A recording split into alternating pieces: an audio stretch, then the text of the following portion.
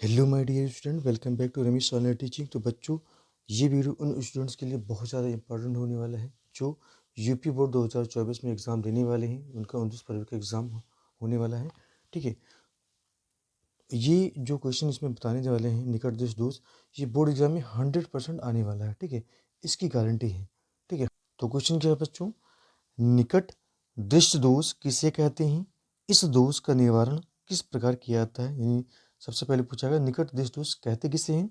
ठीक है, डेफिनेशन बताना है और इस दोष का निवारण किस प्रकार कर सकते हैं, किया जा सकता है। यानी इसमें कौन सा हम लेंस यूज करेंगे, किरण आरेख द्वारा स्पष्ट कीजिए। ठीक है, इसको याद करने का बहुत आसान तरीका है। अगर निकट दृष्ट दोष है, अगर निकट दृष्ट दोष है तो उसमें निकट की वस्तुएं तो स्पष्ट दिखाई देती हैं, परंतु एक निश्चित दूरी से आगे की वस्तुएं स्पष्ट नहीं दिखाई देती हैं। ठीक है, यानी निकट में आपको निकट का दिखाई देगा और दूर में आपको दूर की वस्तु स्पष्ट दिखाई देती है, परंतु पास का नहीं दिखाई देगा। ठीक है, स्पष्ट। तो निकट में क्या होता है, इस दोष से पीड़ित व्यक्ति को इस दोष से पीड़ित व्यक्ति को निकट की वस्तुएं तो स्पष्ट दिखाई देती हैं। अभी मैंने बताया कि निकट दृष्ट दोष में क्या होता है, निकट की वस्तु स्पष्ट दिखाई देती हैं, परंतु एक निश्चित दूरी से आगे की वस्तुएं स्पष्ट नहीं दिखाई देती हैं। ठीक है, एक निश्चित दूरी से आगे की वस्तुएं स्पष्ट नहीं दिखाई देती हैं, अर्थात नेत्र का दूर बिंदु अनंत पर न होकर पास आ जाता है। अर्थात जो नेत्र का जो दूर बिंदु होता है वो अनंत पर होता है, कि अनंत तक हम देख सकते हैं। ठीक है, तो वो दूर बिंदु अनंत पर होकर पास आ जाता है, इसलिए ऐसा होता है। इसका निवारण हम कैसे करते हैं, इसमें हम अवतल लेंस का यूज करते हैं।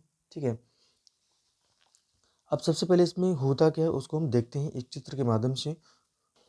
तो देखिए बच्चों, इसमें क्या होता है कि दूर यानी अनंत दूरी पर, यानी अनंत पर स्थित दूर स्थित वस्तु से आने वाली जो समांतर किरणें होती हैं, ठीक है, वो जो लेंस होता है, लेंस से अपवर्तन के पश्चात, ठीक है, कहाँ पर फोकस हो रही हैं, रेटिना से पहले ही यानी बिंदु पी पर क्या हो जाती हैं, फोकस हो जाती हैं।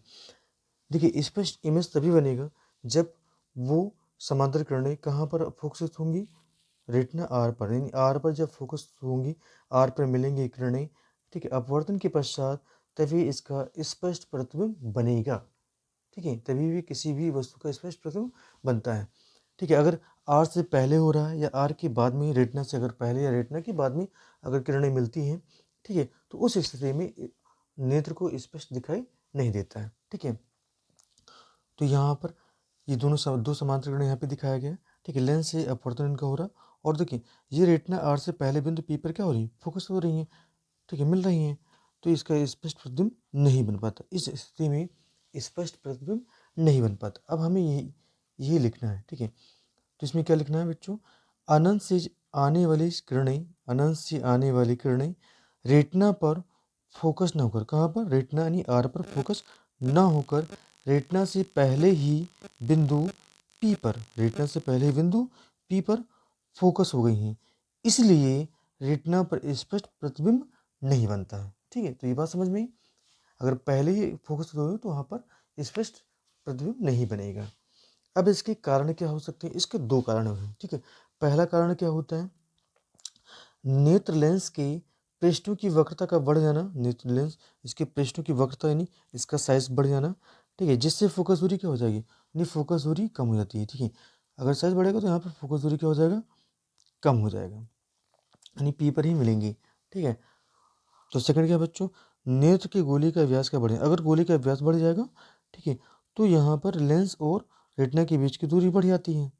ठीक है, रेटिना और लेंस की दूरी बढ़ जाती है, तो इस स्थिति में भी प्रतिबिंब स्पष्ट नहीं दिखाई देता। यानी कहाँ पर बनी, पहले रेटिना के पहले ही फोकस हो जाती है, यानी पहले ही मिल जाती हैं। ठीक है, तो बच्चों इसका निवारण क्या है, चलिए इसको देखते हैं। तो इस प्रकार के दोष को दूर करने के लिए एक ऐसे अवतल लेंस का प्रयोग करते हैं। यानी हमें इस दोष को अगर दूर करना है, ठीक है, तो किस लेंस का यूज करते हैं, एक अवतल लेंस का प्रयोग करते हैं कि अनंत से चलने वाली किरणें, अनंत से चलने वाली किरणें अवतल लेंस से अपवर्तन के पश्चात नेत्र के दूरबिंदु एफ से आती हुई प्रतीत होती हैं।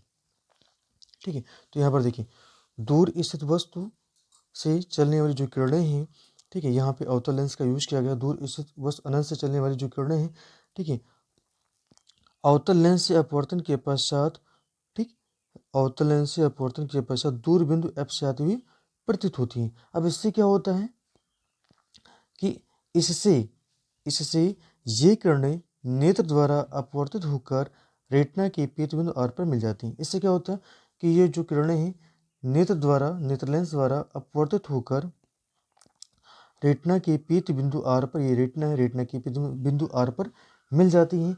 और इस प्रकार देखिए, अगर आर पर मिलती हैं तो इसका मतलब यहाँ पर स्पष्ट इमेज अब बनेगा। ठीक है, तो इस प्रकार अनंत पर रखी वस्तु का प्रतिबिंब रेटिना पर स्पष्ट बन जाता है। ठीक है, अगर यहाँ आर बिंदु आर पर मिल रही है, रेटिना पर मिल रही है, तो रेटिना पर इमेज अगर अगर रेटिना पर मिलती है तो रेटिना पर हमेशा जो प्रतिबिंब बनता है वो कैसा बनता है, स्पष्ट बनता है, नहीं क्लियर बनता है। और नेत्र को वस्तु स्पष्ट दिखाई देने लगती है। नेत्र को वस्तु कैसे दिखाई देगी, स्पष्ट, क्योंकि रेटिना की प्रतिबिंदु आर पर मिलती है। ठीक है, चलिए तो एक बार इसको फिर से समझते हैं। ठीक है, इस प्रकार के दोष को दूर करने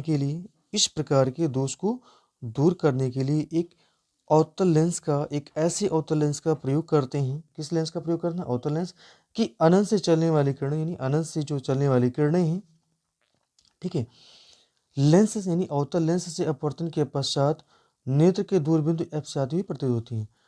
ठीक है, ये किरणें अपवर्तित होकर, ठीक है, के पश्चात कहाँ से आती हुई प्रतीत होती है, नेत्र के दूर बिंदु एफ से आती हुई